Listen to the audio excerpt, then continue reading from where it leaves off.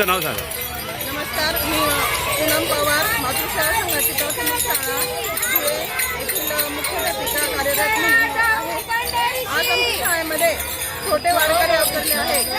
त्याप्रमाणे दरवर्षी आम्ही ही वारी काढत असतो. यामुळे विद्यार्थ्यांना आपली संस्कृती समजते, आपले आईवडील काय करतात हे देखील समजते.